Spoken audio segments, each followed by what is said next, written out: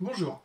Alors aujourd'hui dans cette vidéo, nous allons voir la correction d'un sujet donc de quatrième en lien avec la domotique. Alors déjà, qu'est-ce que la domotique? Si on prend l'étymologie du mot, l'étymologie c'est la nature du mot, domo vient du latin domus qui veut dire la maison. Et le tic, en fait, c'est la fin de informatique. Donc si on mélange les deux, maison informatique, on va dire en fait que l'on a une maison intelligente. On va rendre intelligent quelque chose qui ne l'est pas à la base, et là en l'occurrence, donc c'est la maison. Alors, il y a plein de choses pour avoir une maison domotique. Ce qui est très difficile, c'est que lorsqu'on a une maison déjà construite, si on veut la rendre intelligente, et ça fait beaucoup de travaux. Il y a beaucoup de travaux à réaliser, et donc financièrement, eh ben, ça coûte très cher. Là, le but, en fait, c'est qu'au travers d'une prise électrique Wi-Fi, c'est-à-dire on va pouvoir contrôler à distance ce que l'on va brancher sur cette prise électrique. Alors là, par contre, on va commencer à rendre un peu plus intelligente la maison. Et donc, ça fait partie du monde de la domotique. Alors, il y avait une première question, et juste avant, en fait, il fallait bien lire le tableau des caractéristiques physiques de cette prise électrique. Je vais vous dire après pourquoi. Donc la première question, on avait un tableau d'éléments à connecter, et il fallait voir si on pouvait le connecter ou pas. D'accord? Donc ça, on reste ça dans l'idée. Il n'y avait pas de grande difficulté. À l'intérieur, il y avait juste deux éléments, où c'était impossible de pouvoir le connecter avec cette prise électrique, tout simplement parce que cette prise électrique ne va pas délivrer assez de puissance pour l'appareil que l'on va mettre derrière. Alors, la puissance se calcule en watts. C'est ça le W qu'il y avait directement à côté des chiffres. C'était pas 2 kW ou 4250 W, ça veut rien dire ça. C'est des watts. Les watts, ça appartient à la puissance. Alors, ce qu'il fallait retenir, c'est qu'on avait un tableau au début concernant les caractéristiques physiques de la prise, et il fallait s'intéresser à la puissance maximum que pouvait délivrer cette prise. Et en l'occurrence, la puissance maximale était de 4680 watts et à côté 16 ampères. Ne retenez pas forcément le 16 ampères pour l'instant là. Ce qu'il fallait vraiment retenir par rapport à toutes ces informations, c'était tout simplement que le max, c'était 4680 watts. Ok? À partir de là, le tableau, il est simple à comprendre. Le radiateur, il fait 2 kW. C'est-à-dire quoi? K, ça veut dire 1000. Donc 2000 watts. Notre prise peut donc alimenter le radiateur. Donc on peut brancher un radiateur dessus. Le climatiseur qui fait 4250 watts. Là, cette fois-ci, le climatiseur demande plus de puissance que la prise peut me délivrer. Donc on ne peut pas. Une lampe 50 watts. On peut brancher la lampe derrière la prise. Une cafetière 600 watts. On peut aussi. Et enfin, une plancha. Donc le thermostat réglable permet de jauger la puissance, je lis en même temps sur l'énoncé, suivant le type de viande que vous avez à griller, et sa puissance peut aller de 1352 watts, donc là on se dit ouais c'est bon ça peut, mais jusqu'à 4 kW, donc 4000 watts. Et là du coup on dépasse les 3680, donc on ne peut pas.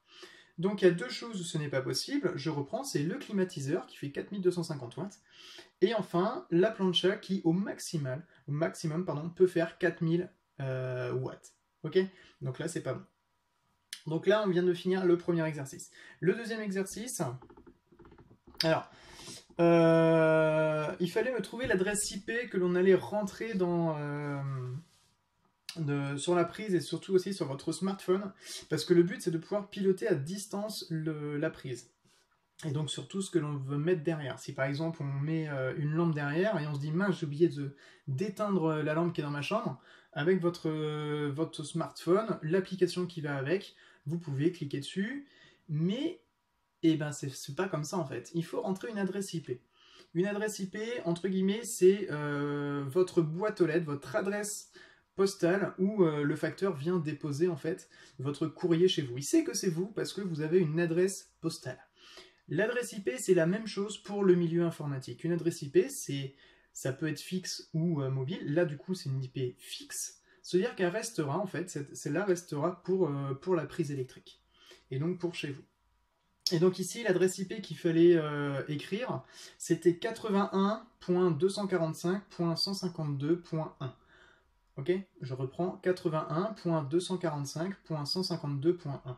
Et alors, pourquoi je sais ça? Bah tout simplement, il fallait regarder sur le schéma et voir que le serveur, le tout premier serveur que vous avez dessus, et ben, celui qui nous délivre Internet au niveau de cette application, et ben, c'est 81.245.152.1. Et là, maintenant, on va voir à quoi correspond tout ça, quoi, en fait.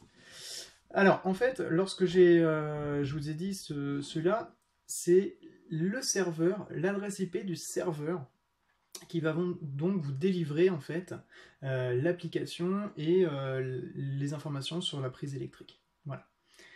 Ensuite, il y avait un schéma où il fallait compléter plusieurs informations. Donc là, ce que je vais faire, c'est que je vais vous mettre la correction directement dans la vidéo. Donc là, à vous de mettre en pause la vidéo pour pouvoir mieux le lire. Ok? Là, j'attends juste quelques secondes. Normalement, ça doit être quelque part autour de moi. Et là, voilà, vous pouvez après mettre en pause si vous avez envie pour bien voir la correction.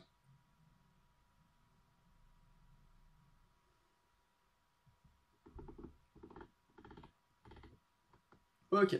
Maintenant, on va passer à l'étape suivante où il y avait la partie programmation qu'on devait voir. Alors là, pareil, la programmation, ça a pu poser problème pour certaines personnes, mais en fait, c'était quand même assez simple dans l'ensemble. Donc là, ce que je vais faire, c'est que je vais lire l'énoncé, vous allez vite un peu comprendre. Donc on souhaite programmer la lampe pour gérer son éclairage. Au démarrage, le système va clignoter 4 fois. Donc, à un moment donné, on va voir répéter 4 fois quelque part.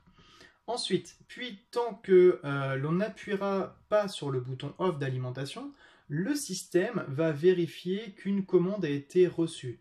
Donc la commande qui a été envoyée par le smartphone du client ou le PC du client qui est branché par rapport à cette prise. Donc il va lire les données reçues, lui permettre de commander la prise connectée, et si la donnée reçue est 0, il va couper l'alimentation de la prise. Si les données reçues est 1, alors la prise alimentera l'appareil électrique. Et dès que l'on appuie sur le off, l'anneau va s'éteindre. Ok ? Alors pour ça, donc vous avez bien compris que dans le répéter, la première case qu'il fallait remplir, c'était répéter 4 fois. Donc on va répéter 4 fois. Ensuite, fallait mettre la barre de LED au niveau 0 sur la branche D4. D4, ok ? Ensuite, mettre la barre de LED au niveau 255 sur la branche D4 aussi, ça change pas.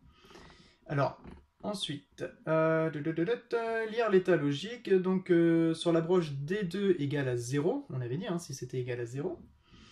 Ensuite, l'autre chose à compléter, donc si commande reçue égale à 0, alors mettre le relais de la branche D5 à bas, au niveau bas. Si la commande reçue est 1, alors on va mettre la broche D5 à haut. Ok ? Ne vous inquiétez pas, je vais vous mettre la correction quelque part dans la vidéo. Et enfin, mettre la barre de LED, donc ça c'est le petit anneau lumineux, à 0 sur la branche D4. Alors, voilà. Là-dessus, on va pas plus rentrer dans le détail.